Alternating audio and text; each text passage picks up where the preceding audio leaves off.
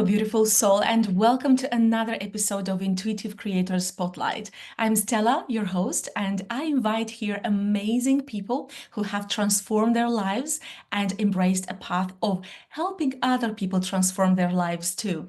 Today, I have here with me Rebecca. She is a life coach dedicated to helping women navigate life's transitions with clarity, confidence, and joy. Hi, Rebecca. Welcome to this interview. Hi, Stella. Thanks for inviting me on. It's lovely to chat to you today. Yes, I absolutely love your passion for what you do. And every time I have a conversation with you, I can see how much joy you share with the world and how much you love the work that you share with the people, with your clients. So, I'd love to ask you, when did you know that is your path, that is your calling? When did you realize that? Oh, it's such an interesting question because if I think back, I always knew that I wanted to work with people. I actually applied, or when you do your papers to apply for your university course, I actually applied to do psychology and business. I wanted to do business because I'd grown up. Well, my parents divorced when I was pretty young, and I always saw my mum being financially independent, and I really wanted that. Like, I was a feminist from an early age, really wanting to be like independent, have my own money, to make my own choices. Yeah, just be independent. And therefore, I wanted the business side of things because I'd seen that work really well for my own mum. But I was really interested in people, and I really wanted to do the psychology. Now, I didn't get the grades. I didn't get the grades, and I ended up just doing a business course, which I found myself choosing all the like people modules. So it turned out to be, human resources, marketing. I love like buyer behavior and things like that. So I kind of went with that. And when I started my career, it was a very small marketing agency, really people oriented.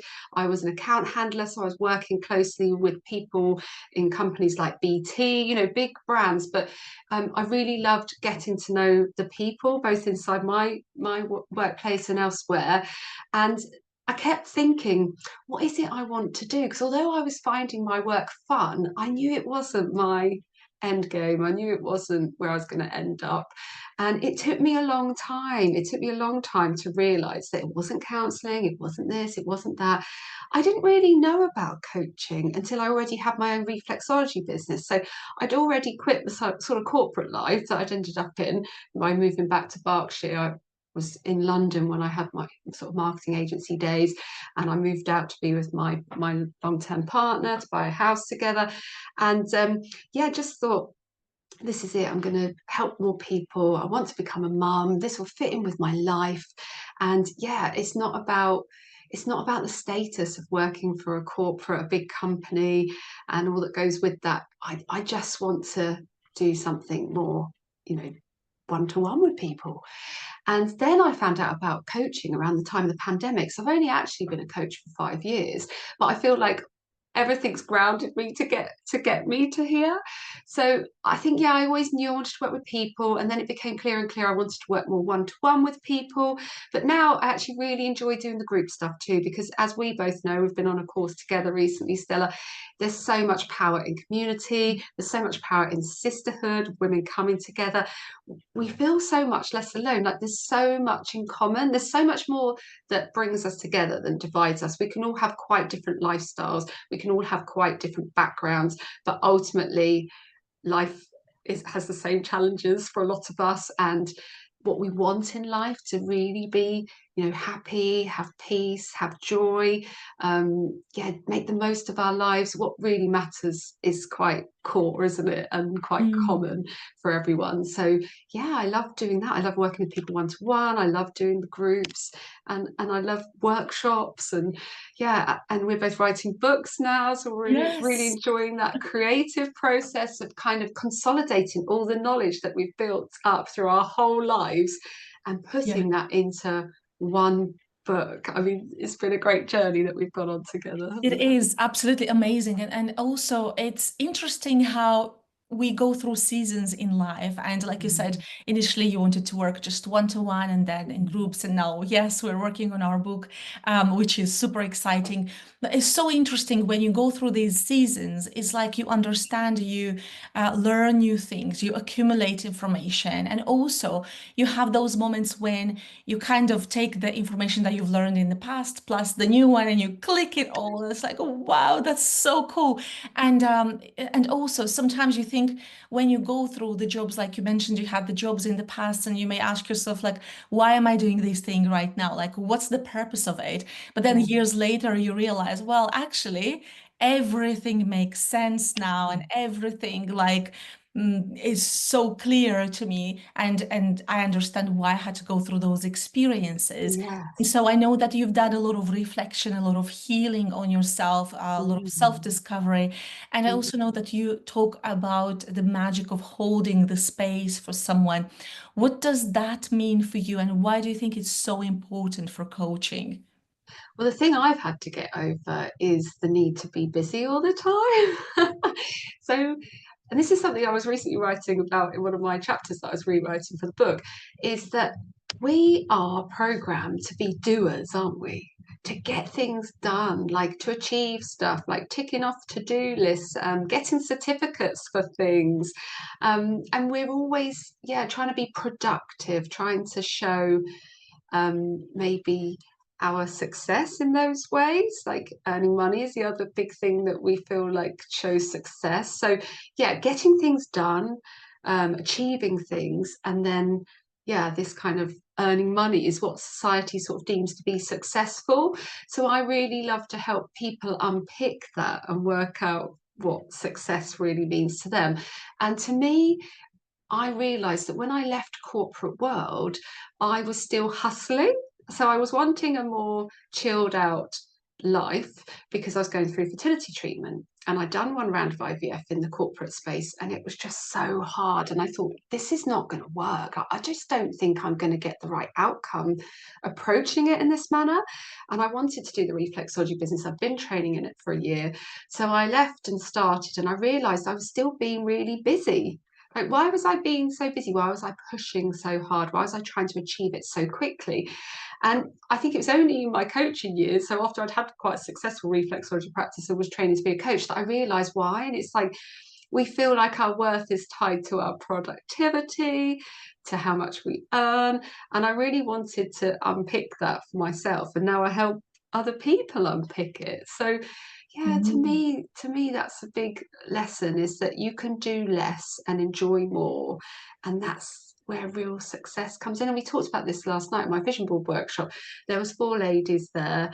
There was due to be a lot more, but it was a special group of four in the end for various reasons. And it was a really lovely group that were all realizing that they'd been chasing success in society's terms. And yes, there were parts of that that they still really wanted. You know, they want to earn money to go on amazing holidays and things, but actually, let's enjoy the journey while we're, let's not live for 4 weeks of holiday a year. Let's enjoy every week of every year and finding things. So Yeah. yeah, I think that's what it all boils down to for me, really, is finding your own pace of life and your own measure of success for life. And yeah, your own like definition of success and Yeah. pace and everything. And yeah, I was actually having yesterday a conversation about how important it is to sometimes just slow down, like really Mm. slow down. And I know that for me, like the past 6 months have been very like busy, busy. And yeah, I take responsibility for that, but I totally relate to what you're saying. You then have to kind of just not stop completely, but take it slowly and just really reassess what's important, what kind of priorities need to come, at the top. And I think this is super important. And yes, it's clear that all of those transitions that you've been through and challenges, different kinds of situations, that really helped you get more knowledge about what it means to go through that. Because, like you said, we go and take lots of certifications and all of that, but then you need to go through life to Yeah, to kind of yeah. have the combined experience. So, what would you say are the most common transitions that you help women navigate? And Like, what kind of things do they usually come to you for? Yeah, great question. I mean, the times when I've healed myself the most have been times when I've been forced to stop or slow down, which is quite common for when people quite often come to me for support and guidance. I find quite often somebody's either had to have an operation, so they've got that recovery period after the operation where they can't just go back to normal life. They have to rest. Um, Going on to maternity leave, yes, they're very busy because they've got this brand new, gorgeous being to look after. But there's a lot of being you can't be doing all the time. Baby needs holding, feeding, settling. There's a lot of kind of being in that. And I found that really uncomfortable. So that's a big transition that I support women through is becoming a mother, but also going back to work. That's a key time when women feel that they really have added just try to add motherhood. They're trying to add everything back. So I talk a lot about how you do have to just think of these transitions as seasons, like its own little season. So maternity leave is a season, not just spring, summer, and autumn, winter, which are really lovely seasons to sort of reflect on, but periods of your life. So starting a new job can be one, getting married, getting divorced, even, we've just got a puppy. I feel like that's like a season, like while I get the puppy settled and it becomes, goes through its own adolescence and its own becoming more mature. That's a season of my life where I'm going to have to do things differently, and it's quite a lot of adjustments. There's lots of different adjustments, and yeah, common ones is post-op, maternity leave, going back to work. Going back to work is an interesting time because it is when women start to get childcare, but they're also trying to go back to work, so they're quite busy, but they still feel, which I think is really good that they feel this way, that it's a time when they're starting to feel like they can't do it all. And what does that mean? And you can go into a, oh my gosh, I'm failing, I'm not good enough type mindset. But the power is to know that that's not all there is to it. What there is a need to reassess your priorities and your goals and your intentions and yeah, what you want, your real why. What do you really want from life? Yeah. Yeah, and then usually like during that kind of time you have to let go of perfection because Yeah. nothing is perfect. And if No. you just if we're running after perfection, then we just keep adding that overwhelm, which we have to be mindful of. So I know that you're very, very passionate about women's well-being, especially Mm, when mm, they step into the motherhood. yeah. Why do you think coaching is particularly important for this season of a woman's life? I think it is because it challenges us. My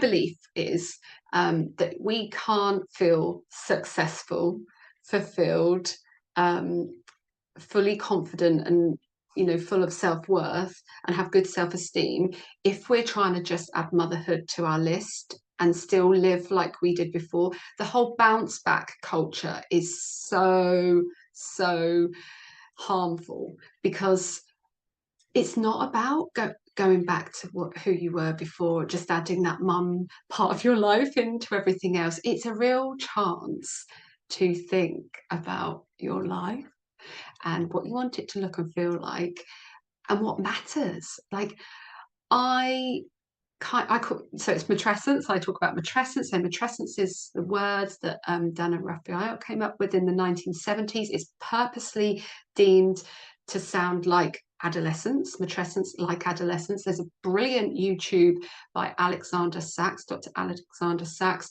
It's a 6-minute video and it completely explains why matrescence is just like adolescence.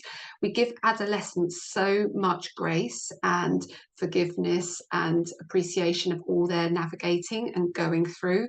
Their bodies are changing, their hormones are changing, they're finding their way in the world, trying to work out what they're going to do, how they're going to live their lives.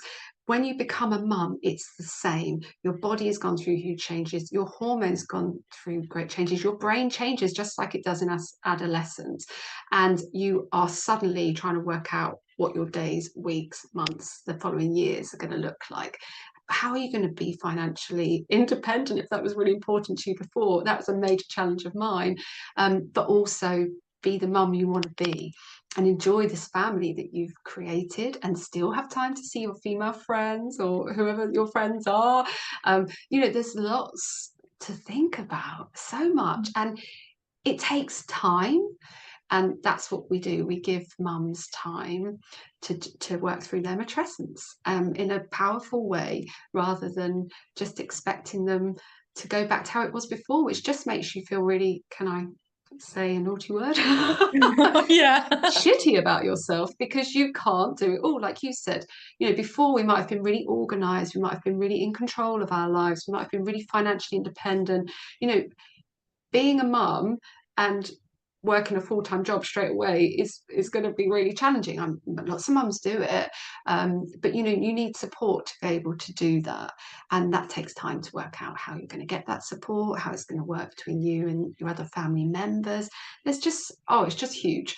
So I like to give women the time and space to do that, because that's how they get their self-worth and their confidence at an all-time high, whereas a lot of mums really find motherhood rocks their self-esteem and their self-confidence. Mm. Absolutely. And yeah, it's just there are so many changes, and I love how you explained how similar it is like when you're going through adolescence, because absolutely you go through so many changes and your hormones are Mm. playing in your body, and then on top of that there are so many thoughts, like it's like a new life, completely new life. And Yeah. yes, it's about wanting to do everything perfectly, like we wanted before, like for things to be perfect before we had children. But then at the same time, you realize that your child is not you, and Mm. you have to learn their personality. At Mm. the same time, Yeah. you have to be present. You have to take care of yourself. How do you do that? And I love that you mentioned about figuring out the support, because Mm. sometimes you don't have enough support, and then Mm. how do you do then? And I remember when my daughter was a baby, my husband would come back from work. I would just say, I just need 2 hours, Yes. or, Yes. or 30 minutes. I need Mm. 30 minutes to go just Mm. out for a walk on my own, to listen Yeah. to some music. And Yeah. even those 30 minutes were so, so uplifting for me. But yes, it's a completely different reality. And I absolutely love the work that you do, because I think it's so important to kind of give ourselves the permission to reshift something, or Yeah. to just say, okay, I allow myself to reflect and change and just relax a little bit more if that's necessary. So you mentioned about, the self-doubt, and people would, like, women would not have like as much confidence when they go through challenging moments, especially with making big life decisions. How do you help your clients trust themselves more, especially when it comes to taking those big decisions, and especially when they go through these times of their lives? Yeah, I love to help people get really clear first. So we do a couple of clarity coaching exercises, which all feeds into like the vision board. So I mentioned the vision board workshop that I ran last night. I do these a couple of times a year. I do more than one in January, February time, and then I do a couple in the summer. It's really lovely, that mid-year season change. You get different things from each of those times. And what I like people to do is really think with their heart. I know you're the same, Stella. So these questions are like, answer them with your gut feel. Like, don't think too much. So I give them audio files, meditation, visualization files, and then they answer the questions in their own time and space, in their own private, in their own privacy. And I can get the answers. They can send them all through to me if they want me to be in touch with all of that. And then they'll come to a workshop, or they can do the board themselves, and I'll have a one-to-one with them afterwards. It depends where they live.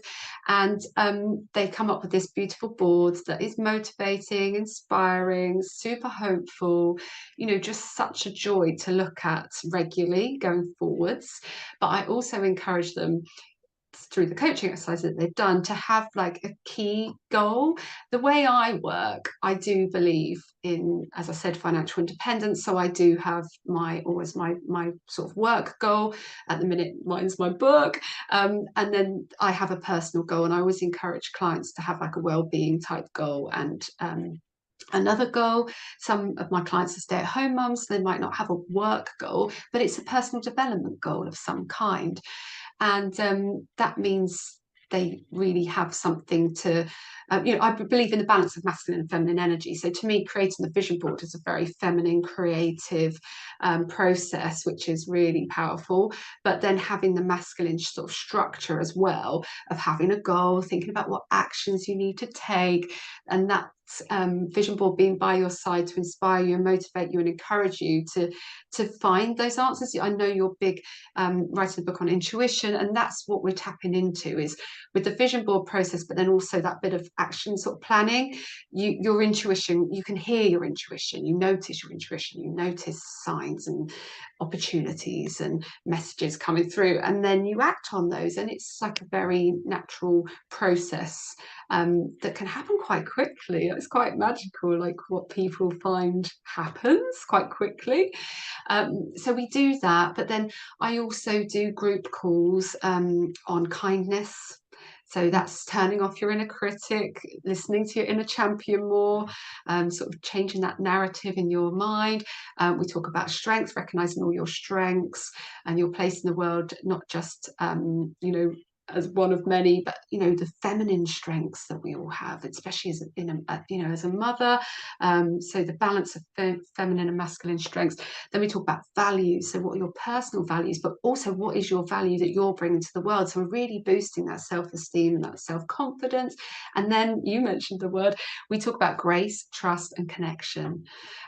So how you can live your life with more grace, because I know when I was really struggling, I was not emotionally the person I wanted to be. And that's when I really found coaching to uplift me, to help me be able to speak in a confident way, not just with boundaries, but just getting people around me to understand what I was struggling with so they could support me and help me, and as we could work together more as a team.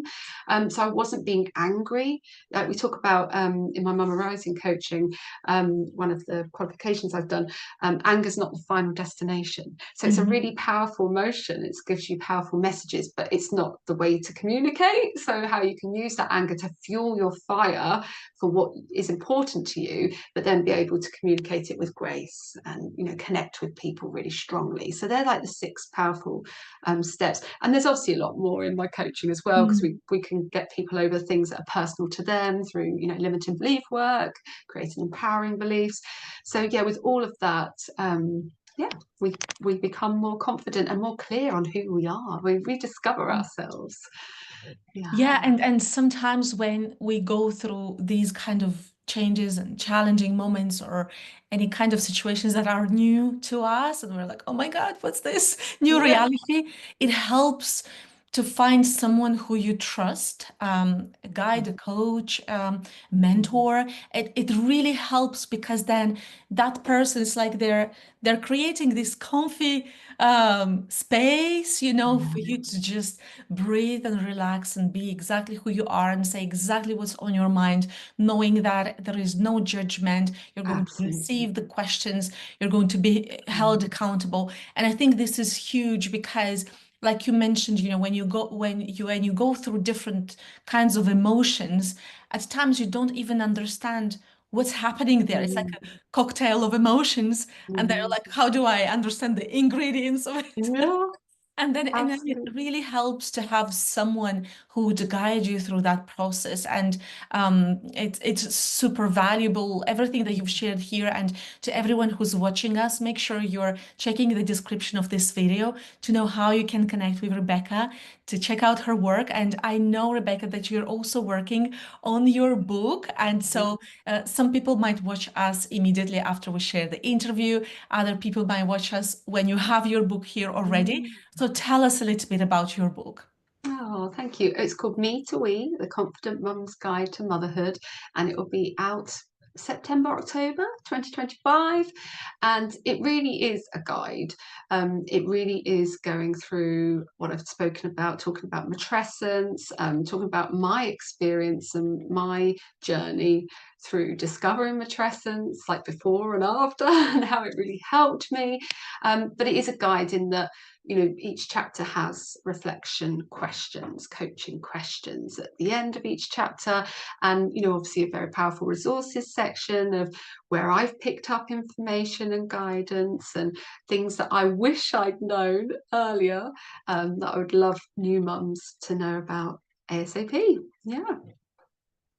That's super, super exciting. And I can't wait to see your book when it will be here. Because I can feel it from your passion, how you talk about it, that energetically the book is here already. But of course, it takes time for the physical reality to catch up with all of this beautiful creativity that we are stepping into and then we express into the world. So if you were to share something, some steps or a small exercise that anyone can do to bring more joy and happiness into their daily lives, what would you suggest? I suggest the perfect day exercise. So I'm sure you can find things on your favorite meditation app or on YouTube. Maybe you do something, Stella. You'll have to let us know. I have an exercise that I take people through, and it's called the perfect day. And it literally gets you to think about, there's an audio and there's some questions, and it literally gets you to think about no constraints. If you were just waking up yourself in your ideal place with your ideal people or no people, what would be around you? What would you do? What would you eat? Yeah, all of the questions that you can think of that would help you come up with your perfect day would be in there. And at the end of it, you may not be able to achieve that every day, but what elements of that would really uplift your day today? And what can you aim for going forwards to get more and more of that perfect day into your life? I love that because it's like you're telling your brain again and again that there is that version of your perfect day somewhere. So the more you're tapping into it, the more you're expressing it or you're Mm. manifesting it as well. And talking about creativity, I would like to ask you, how do you think creativity and self-expression contribute to like this boost of confidence and self-discovery for someone? Oh, massive, massive. I think motherhood really does light a fire in us to be more creative. I mean, obviously, if you've been pregnant, you've given birth, that's a huge creative process. But yeah, I found sewing. So I always struggled to find my own clothes that fitted well. So I found sewing, and I think a lot of people turn to crafts, don't they? And or painting, drawing, journaling. I mean, you get so many mothers that write the most beautiful poetry after, in their maternity leaves and things like that. So I think, yeah, being creative is just so empowering. And I think when you're focusing in mat leave on your lovely baby, and yes, they do lots of things quite soon. So smile within 6 weeks and they start eating at 6 months, but it can feel like a really long-term project. And I think creative outlets really help you feel that sense of satisfaction and accomplishment.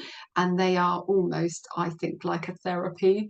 They just make you feel so good. So I think, yeah, a hobby, a creative outlet, something like playing music, even just dancing, right, Stella? Mm. All of those expressions are so uplifting and so boost your confidence. Oh. Absolutely.